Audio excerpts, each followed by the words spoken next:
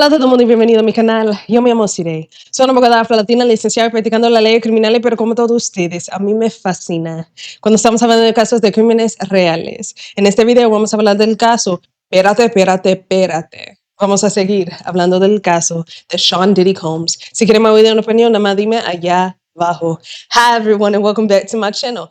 My name is Desiree. I'm a licensed and practicing Afro-Latino criminal attorney who, much like the rest of you, has a severe fascination with true crime cases. Listen, you guys, today's video is going to be rather short, at least I hope to make it a rather short video. Today, we're just going to talk about what happened at Diddy's sentencing, which just occurred last Friday. Without further ado and without any other introductions, let's go ahead and get into it. This is the continued saga of Sean Diddy Combs. So I've shared with you guys in pretty much every video that we've discussed sentencings, but basically what happens after a conviction is that the court will set aside sentencing for a few reasons, but most importantly, one, for a PSI or a PSR to be completed, and two, for any victims, if applicable, to be heard should they choose. A PSI or a PSR, as I've told you guys numerous times before, but again, I'm your broken record. It merely is a pre-sentence investigation or a pre-sentence investigation report. What happens in a PSI or a PSR is that probation will meet with the defendant, go over the defendant's criminal history, talk to the defendant. It's basically an interview. They will compile a report, and that report will get disseminated to all parties, the court, the prosecution, and the defense. In federal court, the PSI or the PSR does include a sentencing guideline, and it also does include the recommendation of the probation department. There are a lot of the documents that I found online, and although I don't want to make this a super lengthy video, we're going to go ahead and talk about some things specifically. First, we're going to talk about the government sentencing recommendation as well as their guideline calculation. Second, we're going to talk about probation's guideline calculation as well as their sentencing recommendation. Third, we will hear from Diddy's attorneys about what they feel an appropriate sentence is. And fourth, we will go through what the court ultimately sentenced Sean Diddy Combs to. Let's get started. In the government sentencing submission to the court, it states, the government submits that the guidelines range is 240 months imprisonment, the statutory maximum, based on a combined offense level of 42 and a criminal history category of 1. This calculation is based principally on the cross-reference in Section 2G 1.1 to 2A 3.1 for offenses involving conduct described in 18 U.S.C. Section 2422, namely, engaging in or causing another person to engage in a sexual act with another person by threatening or placing the victim in fear, other than by threatening or placing the victim in fear that any person will be subject to death, serious bodily injury, or kidnapping. Because the evidence presented at trial, including in support of the offenses of conviction, plainly establishes that the defendant's conduct meets this definition, the court should apply the threats or fear cross-reference. So what's the threats or fear of threats cross-reference? In the government's motion, they describe exactly what the cross-reference is, and it's exactly as I read it to you.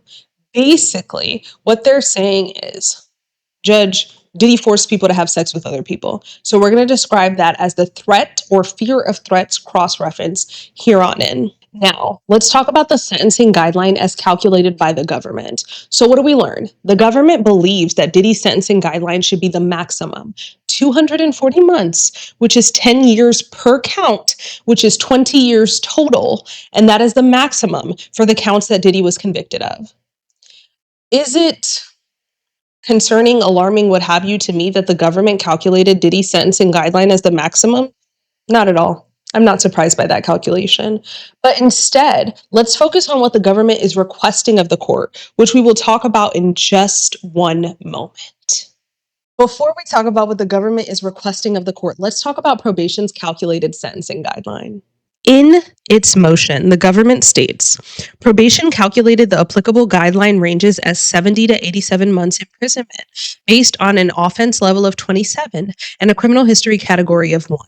In reaching this calculation, probation declined to apply the threats or fear cross-reference. As described in more detail below, the government submits that the law and the facts call for the application of the threats or fear cross-reference. However, even if the court follows probation's recommendation and does not apply the cross-reference, 2 additional enhancements apply beyond those included by probation.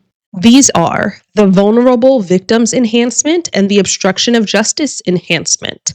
Applying these enhancements to the range as calculated in the PSR would result in a guidelines range of 108 to 135 months imprisonment.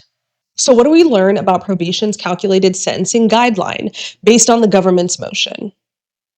We learned that the government disagrees with probation's calculation. What the government is saying to the court is, Judge, probation came up with a calculation far less than ours, but they did not include these factors that we have included and we do think are applicable. If we are taking everything as a whole, this is what Diddy's sentencing guideline range should be.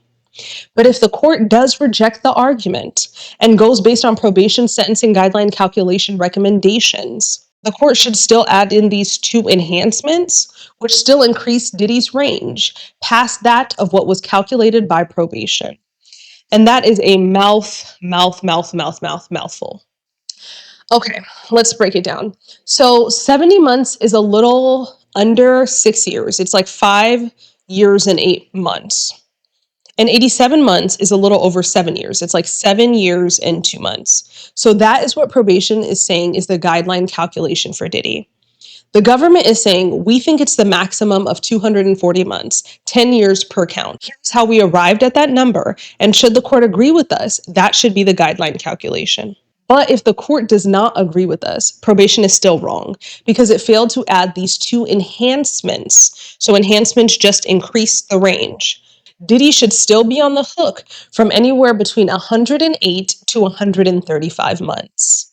And for your reference, 108 months is 9 years and 135 is 11.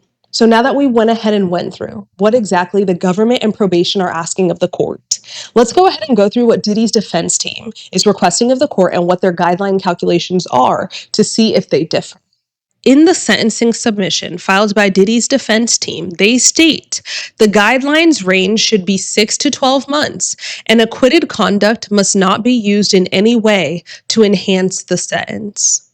They further articulate, probation recommends a guidelines range of 70 to 87 months imprisonment based on a total offense level of 27 and a criminal history category of 1. This calculation is premised on a base offense level of 14, pursuant to, and it cites the statute for the sentencing guidelines, and a 4-point enhancement for fraud and coercion under a separate statute, and a 4-point enhancement for role in the offense under a separate statute, and finally, a 5-level increase based on grouping.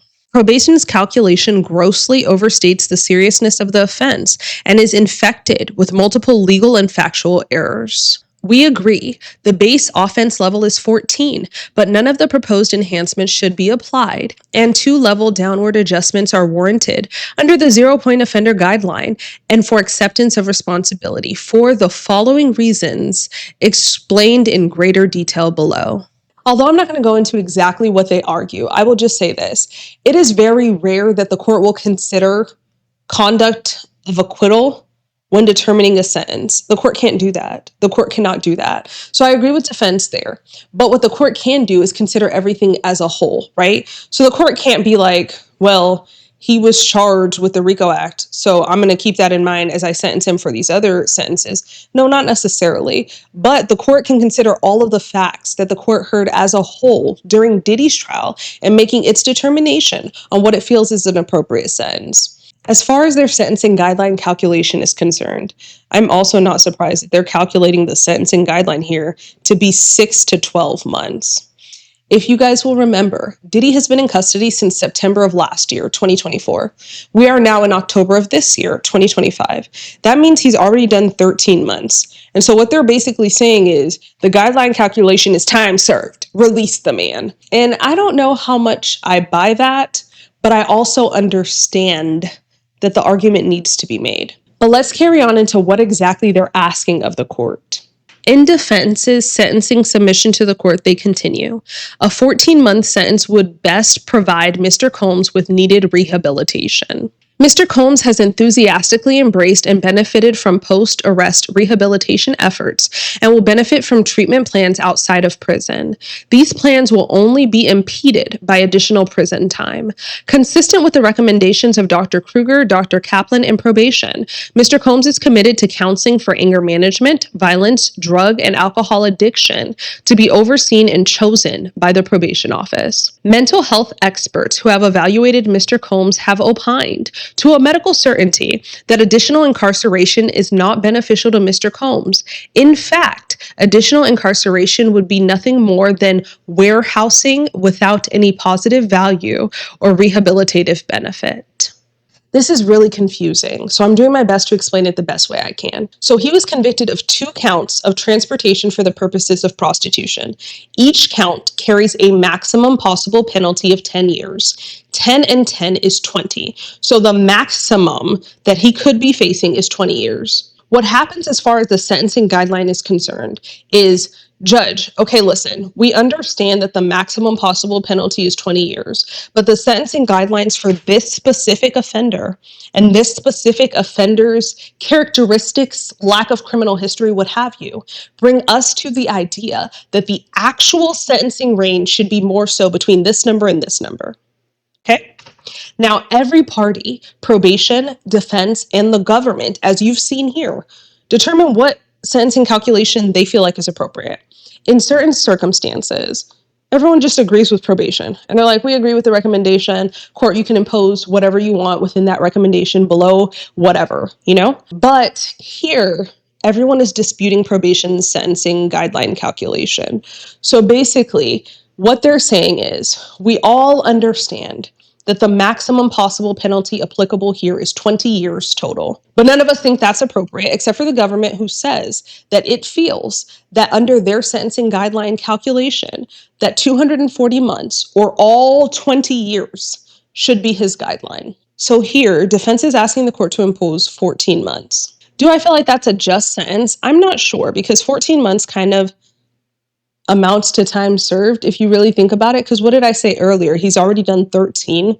He would do 1 additional month and be released. Do I think 11 years that the government is asking for is a just sentence? You know, I don't know. I don't know. That's a lengthy sentence for sure. If I were to make a recommendation on behalf of the government, I'm being honest, I think my recommendation would be anywhere from 7 to 10 years. I think that's fair. I think that's appropriate. But I'm not in this case. I'm not in this case. So let's see overall and ultimately what the court decided to sentence Diddy to. And good afternoon. I'm Whit Johnson in New York. We're coming back on the air because the judge has just sentenced Sean Diddy Combs to 4 years in prison. He was found guilty over the summer on 2 counts of transportation to engage in prostitution in connection with his ex-girlfriend Cassie Ventura and another woman, but was acquitted on more serious charges that could have sent him to prison for life.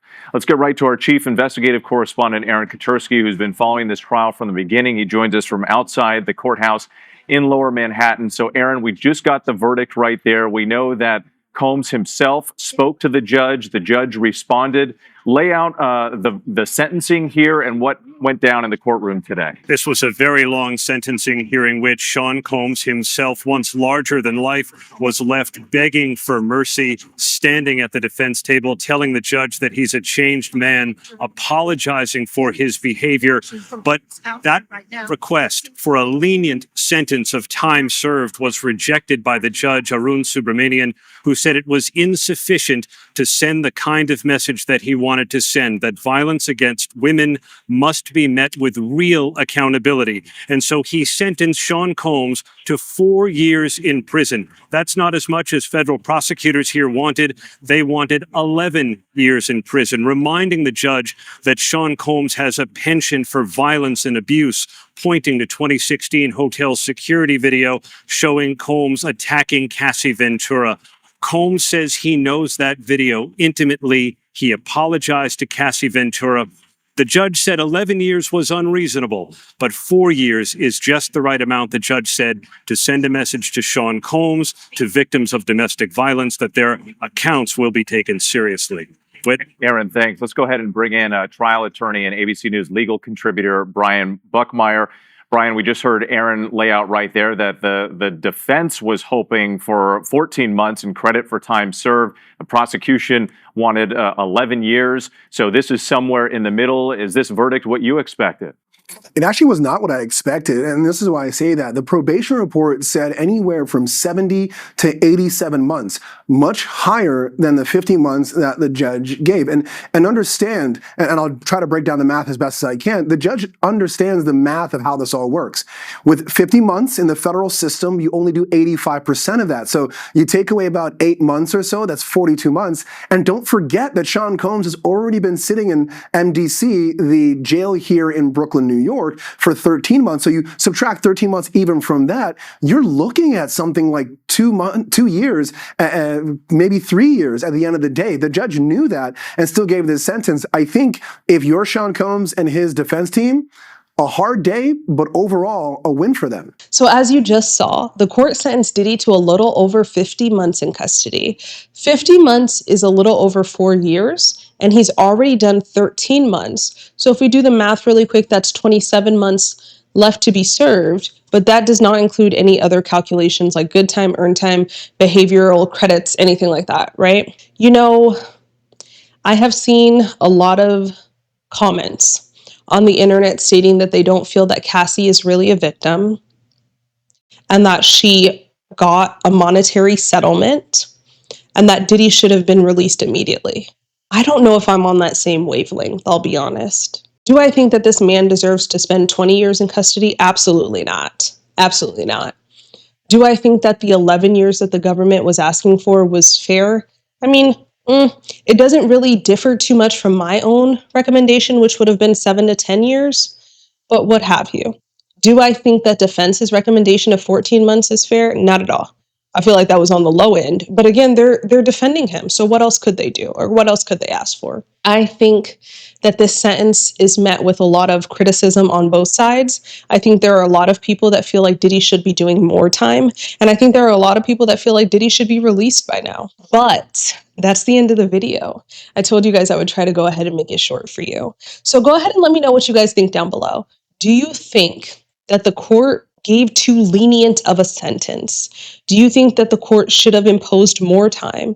Do you think Diddy should be out by now? Just let me know anything it is you want to let me know down below. As always, thank you guys so much for watching. Please be sure to like, comment, share, and subscribe. Until next time, y'all take care.